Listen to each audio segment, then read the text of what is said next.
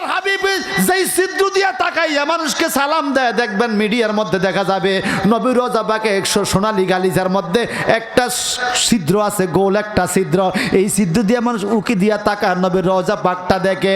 এই ছিদ্র বরাবর পিছনের দিকে তাকাইলে নবীর একটা নাম মোবারক আইজ লেখা আছে, সাহেবুল ওয়াসিলা। আমার নবীকে উসিলার মালিক বলা হয়। নবীর উসিলা না দিলে দোয়া কবুল হয় না, এটা রওজা মোবারকে এখনো লেখা আছে।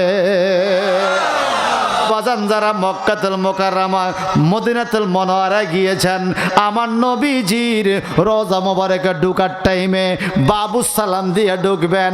বাম পাশে মিম্বরে মুস্তাফা, বাম পাশে রওজায়ে রাসূলুল্লাহ, বাম পাশে রিয়াজুল জান্নাহ, বাম পাশে উস্তুনায়ে হান্নানা, বাম পাশে বাবে জিব্রাইল, বাম পাশে মসজিদে নববী, বাম পাশে এই জিনিসগুলো আছে। কিন্তু ডান পাশে নজর দিয়া দেখবেন দেওয়ালের মধ্যে বাবু সালাম থেকে বাবুল বকি পর্যন্ত আমার নবীজির 100টার উপরে নাম স্বর্ণ করে লেখা আছে। ওই জায়গার মধ্যে একটা নাম পাইলাম সাহেবুল জান্নাহ, আমার নবী জান্নাতের মালিক। আরেকটা নাম পাইলাম সাহেবুল উম্মা, আমার নবী উম্মতের মালিক। আরেকটা নাম পাইলাম সাহেবুল ঈমান, আমার নবী ঈমানের মালিক। আরেকটা নাম এখনো লেখা আছে সাহেবুল কাউসার, আমার নবী কাউসারের মালিক।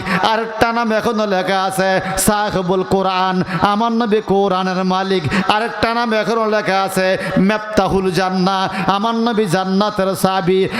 আর আল্লাহর হাবিব যেই ছিদ্র দিয়া তাকাইয়া মানুষকে সালাম দেয়, দেখবেন মিডিয়ার মধ্যে দেখা যাবে নবীর রওজা পাকে 100 সোনালী গালিচার মধ্যে একটা ছিদ্র আছে, গোল একটা ছিদ্র। এই ছিদ্র দিয়ে মানুষ উকি দিয়া তাকায়, নবীর রওজা পাকটা দেখে।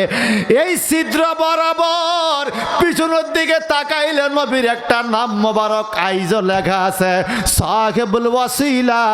আমার নবীকে উসিলার মালিক বলা হয়।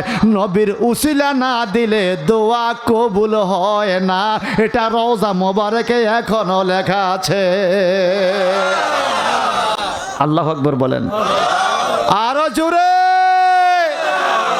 কিন্তু আমার দেশের মানুষ নবীর দুশ্মনদের সাথে হজে যাইয়া ইমানদাররা ইমানদারে বেচ্চা বাংলাদেশে আইয়ে কথা কনা ঠিক কিনা বলেন।